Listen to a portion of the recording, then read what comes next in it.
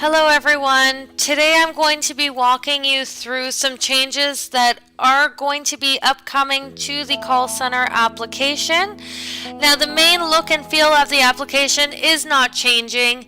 The main section though that is changing is the profile section. So very shortly I'll be walking you through some changes that will be made there. Now we are upgrading the application in order to fix some of the issues that we were receiving in the previous version, and that's why we've had to implement some changes. But there are also some new and exciting enhancements that have been added to this version to make your lives easier. So I am going to walk you through now the profile section of the application. So I'm going to go ahead and pull up a profile.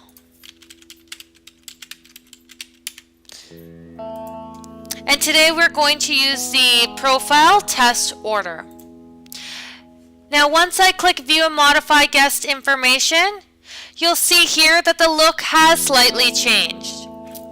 Now the first section within the profile that I'm going to speak about is the phone number section. So in order to add a new phone number to a profile, all I need to do is click the Add New button found under Phone Numbers. Once I click Add New, a box will appear in order for me to fill out the fields. So I would type my phone number that I would like to add. Now let's say this is an office and I'd like to add an extension. I could do so in the extension field. I would select the type of phone number I'm adding from the type drop down. And if this is a primary phone number that I'm adding to an account, I would just check off the Make Primary box. Now a check mark would mean that this is a primary phone number on file, and if it's blank, that means that this is not the primary phone number on file. So I would like to make this by primary phone number, so I'm going to check it off. And once I click OK, and I had made a mistake in the phone number, so I'll receive a message here stating what the issue is. So I will make this correct. And once I click OK, the phone number has been added to the profile. Now if I would like to modify an existing phone number on file, all I have to do is click the phone number that I would like to modify. So I'm going to modify this phone number, so I'll left click here. And again, the box will appear and I can make any changes necessary. So I can make it primary, I can modify the phone number itself, I can add or remove the extension or modify it, and I can change the type of phone number. And again, once I click OK, the changes have been saved. If you would like to delete a phone number on file, you can do so by again left clicking on the phone number that you would like to delete, and the box will appear, and now I simply need to click the delete button, and that phone number has been deleted from my list of phone numbers under the profile.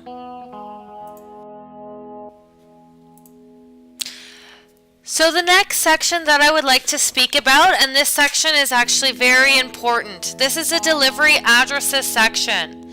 So once you click on the delivery addresses tab, you'll be presented with the list of addresses that are on the profile. In order to add a new address to the file, I would just click the New button. From here, a box will appear, and this is where I would enter the new address. So I would select the address type from the drop down. I would then type in my address here. Now any field that has an asterisk next to it would mean that it is necessary to fill out.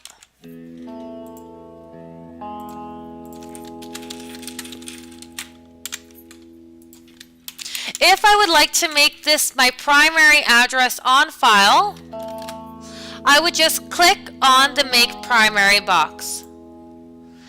And then I click OK to save my changes. And now you'll see here that the address that I just added now appears in blue, as this is my primary address.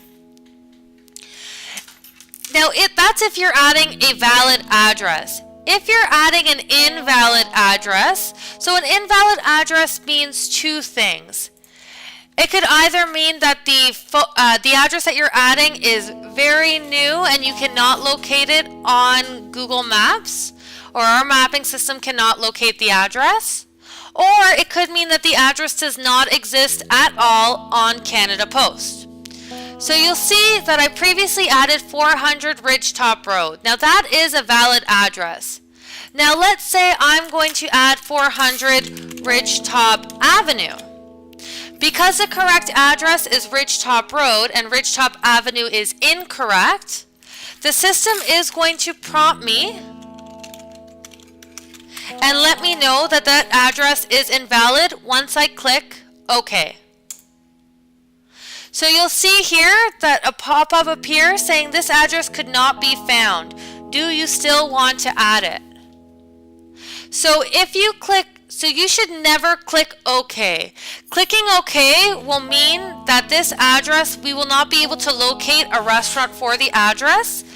And you'll need to transfer this call to customer service since you cannot add a store to an address. So anytime you receive this error, you must either confirm with the guest first of all to ensure that the address is correct. But if the guest states that the address that you have entered is correct and you verified the spelling and you verified the street number and the city, you should transfer the call to customer service so we can locate the nearest restaurant that delivers to this guest.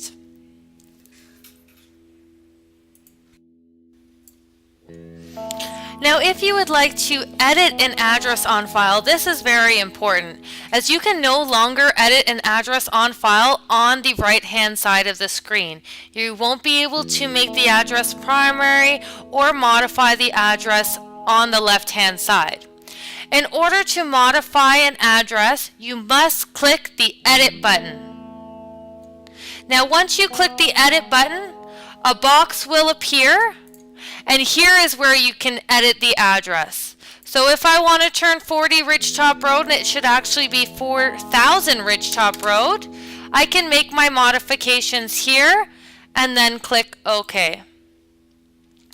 If I would like to make this address my primary address, again, all I have to do is select the address first.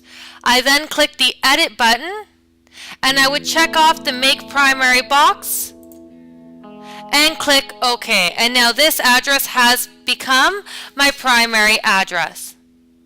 So again, if you want to edit any section of the address, including if you would like to modify which address is the primary address, I would select the address on the right-hand side, and I have to click the Edit button to edit the address. Now, if you would like to delete an address on file, again, on the left-hand side, I would select the address that I want to delete, and then I click the Delete button. And now you'll see here that my address has been deleted. Now, in order to return to the Identify Guest page, I simply just need to click OK, and any change that I made has been saved once I click OK, and I return to this screen. So there are actually two ways that you can edit or add an address. So the first we just discussed. You're on the Identify Guest page, you click the View and Modify Guest Information link, you go to Delivery Addresses, and you make your changes on this page. Now, the second way that you can modify or add an address is once you click Place New Order. On this screen, you can either add a new address or modify an address. So if I click New Address on this screen, so this is a Prepare Order page. Once I click New Address, a box appears for me to add the new address, and I would do so accordingly. So now I want to add, I can add 40 Ridgetop Road on this screen.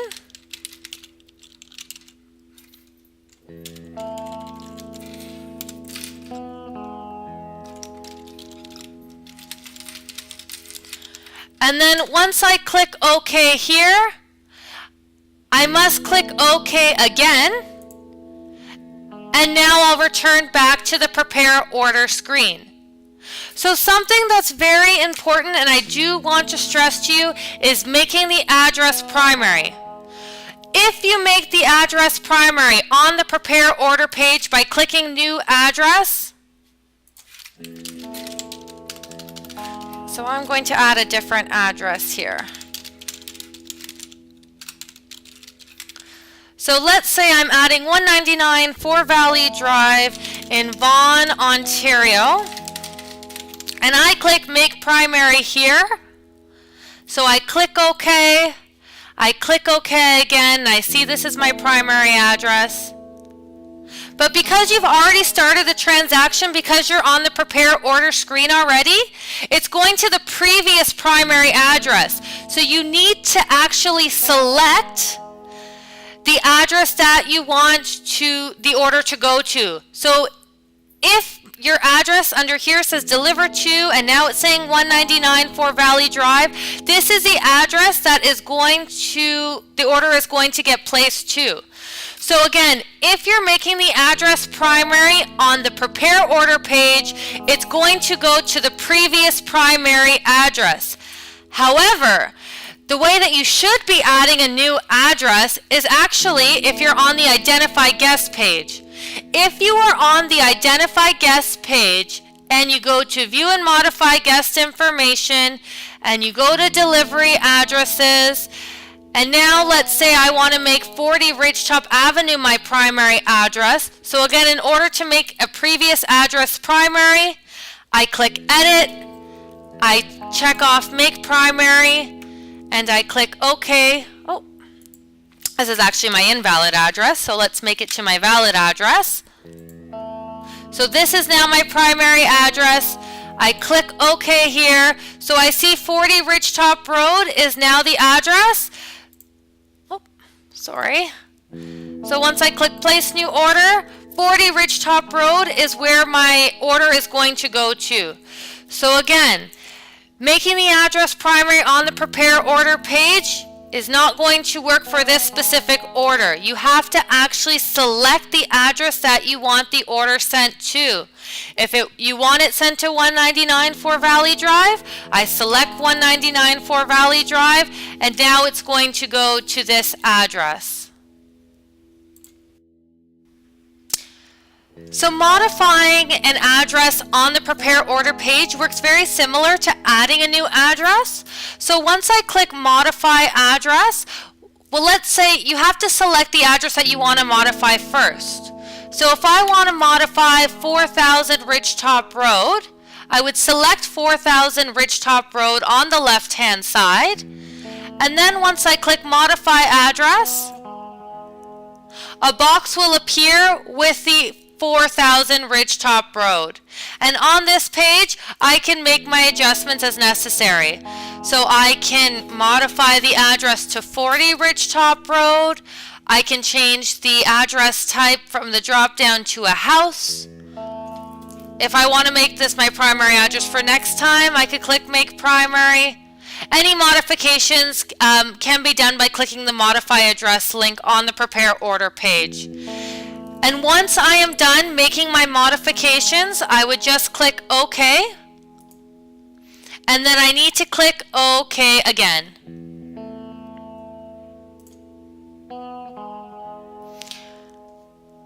And again, because I made modifications to the primary address on the Prepare Order page, it has not taken, so I need to actually select the address that I want the order to go to for this time.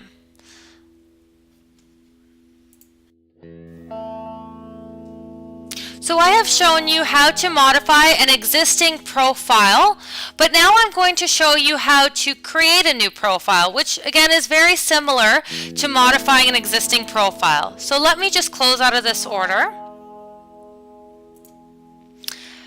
And now I'm going to type in a completely new phone number. It's a brand new guest, and I need to create a profile for them.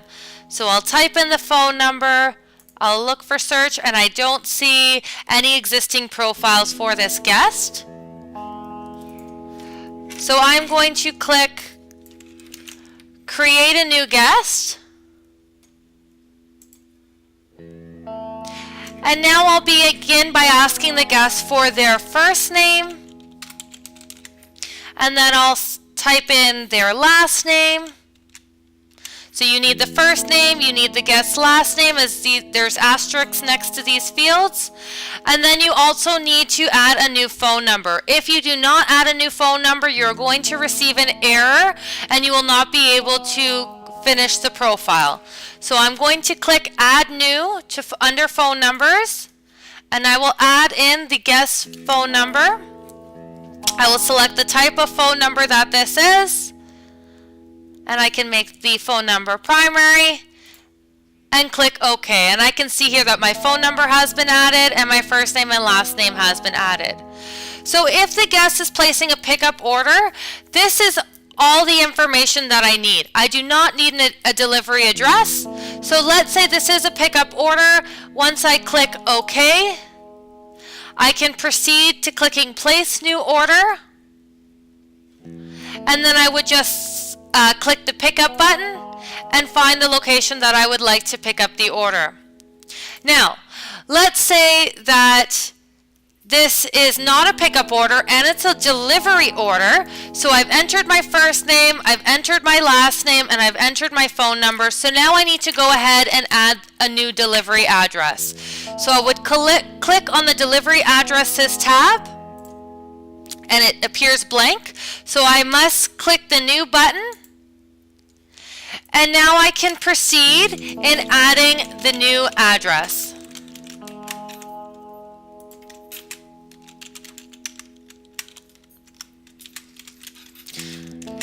Okay, and I want to make this, I want to make this my primary address on file, and this is a house, so we're going to the back door today. So I would click OK, and I can see that my address has been added. If I click OK again, I now return to the Identify Guest screen, and I can continue to place an order from here. So that's basically it for the changes that have been made to the application. But now I want to speak about the enhancements. So I'm going to start a brand new order. So I will search up my guest here. And I will select the profile that I would like to use. So today I'm going to use Arthur Reed. I will proceed in placing my order. And the address that I'm sending the order to is 3543 Wycroft Road, so I don't need to make any changes there. I click Enter Order. I'm going to select an item, send my order through. I will cash it out. So on this page, you can see here that Pay at the Door has now changed to credit and or debit at the door. So if the guest would like to pay debit or credit at the door, instead of it saying pay at the door, it now says credit or debit at the door. So let's say the guest today would like to pay with debit card, and I've advised the guest of the dollar fee since they are paying with debit. I can click OK. And once I send the order through, I now see here that my payments have been listed on the summary screen. So this is a great thing. We no longer need to include the method of payment in our order notes. Once we send the order through, you can see how the guest has paid. If they have split the payment and they wanted to pay half cash, half debit at the door, we would see all methods of payment under Payment. So we can see here now that we have added a payment section. We've also modified the pay at the door wording. The next area that we have changed is the wording when a restaurant is closed for either delivery or pickup. So I'm going to go in and attempt to place an order to a store that is closed for delivery. So again, I'm going to select Arthur Reed. I go into place new order. Now instead of 3543 Wycroft Road, I would like to send the order to 47 Ridgetop Road. So once I click that, you can see that I can't click the enter order button. It has been grayed out. So I'm going to check my notes here, and I can see that it automatically says this restaurant is temporarily closed for delivery. So at this point, we would advise the guests, unfortunately, the restaurant is closed for delivery, and we can offer to have them possibly have them pick up the order. So unfortunately, again, we're letting them know that the restaurant may not be closed. And if the restaurant is entirely closed, there would be a note under stating if the restaurant is closed. But for now, we can see that this restaurant is only temporarily closed for delivery. So now let's say we want to go in and place a pickup order. We're going to advise the guests that we can see if a pickup order is possible. So we would click the pickup button. And I'm going to find a store. I will go to landmarks. So the location that I want to pick up from is the Birchmount and Lawrence Road location. So I would select that. And now again for pickup, the enter order button is also grayed out. And again, the note appears that this restaurant is temporarily closed for pickup. So if you see this notification, please read off what is on the screen, that this restaurant is temporarily closed for pickup. We never want to say that the restaurant is closed, because that may not be accurate. It's only temporarily closed, and it may only be closed for one channel. So it's possible that the restaurant is closed for pickup, but they are open for delivery. Or they may, more often or not, they're closed for delivery, but they are still open for pickup. So if you see this message, please ensure that you're checking the other channel, whether it's delivery or whether it's pickup, to see if that channel is also closed and then we would advise the guest of this. Now, if the restaurant is closed, temporarily closed for pickup, and they're temporarily closed for delivery, they may still be open for dine-in. So you may want to advise the guests that they can certainly call their local restaurant and see if they are still open for dine-in. Now, the very last thing that I would like to show you is that you are now able to see canceled orders in a guest order history. So you can recall a canceled order now, and you can also copy the canceled order if you would like directly from the guest order history. So I am going to go out of this order here and recall it again. So the guest again I would like to select is Arthur Reed. Now once I go to view and modify guest information and I click the order history, any order that has been canceled will now specifically state canceled here. So if the guest has placed the order and then they wanted to cancel it after, now let's say they're calling back in and they want to place that canceled order, I would go to the order history. I would select the order that I would like to recall, and I can see the date and time that the order was placed. So I just placed the order, and now I want to replace it again, but I've canceled it. So I can click recall order. My canceled order has appeared here, and now I can go ahead and copy the order, and I can replace that canceled order. So this tool is a great tool, so now we can see all of the guest history, including the canceled orders. So that is it for this training session. I hope you enjoyed it. We are going to be providing you with a link for the test environment so that you can also play around with the system before we go live. We also are going to have a quiz that you must fill out and submit to your provider, and they'll give you a date on the deadline to when the quiz should be completed. So hope to see you soon on the system, and have a great day.